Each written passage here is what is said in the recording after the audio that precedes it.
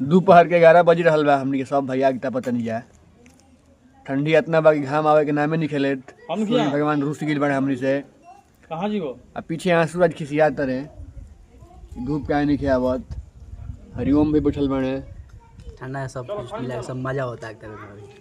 बाल बुतरू कुल खेलत रहे द्वार पर 1 2 3 4 5 6 गो बाल बुतरू बाणे तो खेलते रहे। भाई जी हाय कर दिलस।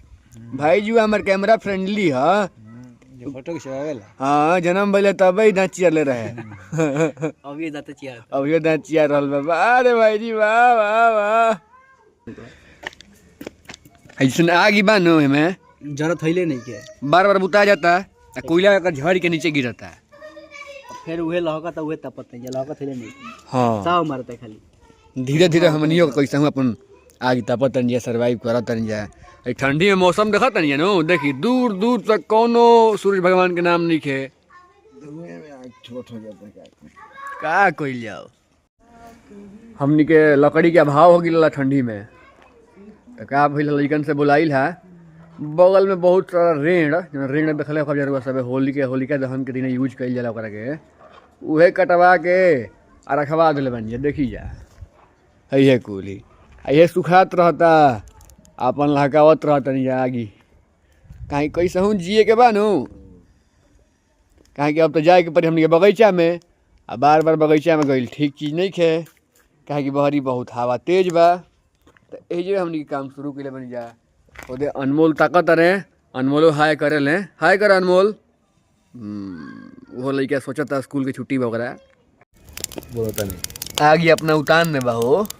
कोशिश कइला के बाद अपना जवाब बढ़िया लगा था नहीं। हरिओम के कोशिश के बाद लास्ट में सफलता मिल गई बा। हाँ जगह कोशिश की के बाद सफलता तो मिले नहीं जाएगी। हाँ जगह फायदा रिकिट उठा रहल बने क्या रिकिट फिर धुआं होई फिर भागी है धुआं होई और फिर भागी है देखी। हाँ धुआं होकबे करबे करी धुआं होकबे करी रेण अनु रेण की कितना दिन चढ़ी रेण टेढ़ अनु होला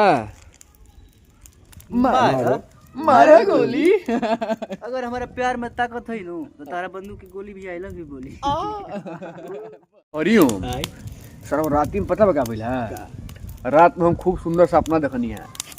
ते सोच के हम का देखले हो हम जानते का देखनी है देखो रे कि हम कम उम्र के सबसे बड़ा विधायक बन गए भाई सही में देखो आ गई बन पटना एथी में विधानसभा में अब विधानसभा में गइल बननु तो हमें का लौकता है कि एथी लगावल बेंचवा ना होला के पढ़े वाला वे बेंच लगावल बा आ सब हमरे उम्र के लइका बने ओमे तो हम कंफ्यूज हो गई ना कि हम विधायक बनल बानी के स्कूल में पढ़े आइल बानी इस चीज को कहत दिया। हां हिरे तेले तो हरिओम हम लेता नहीं ये कर पाड़ा लगा होता है पाड़ा लगा तो नहीं कितने क्या होता है कर ना खाली गधा लगा होता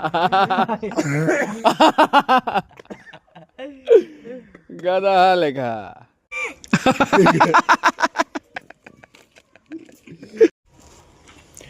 सुशील भी हमारे लेके आइल बना लकड़ी के बोटा जब तक ही रहला तब तक आग के कोनो दिक्कत हमनी के ना होखेला। सुशील मालिक हमेशा कुछ न कुछ में आग लगाते रहले आज लकड़ी में लगा होता है आज लकड़ी में लगावत रहे।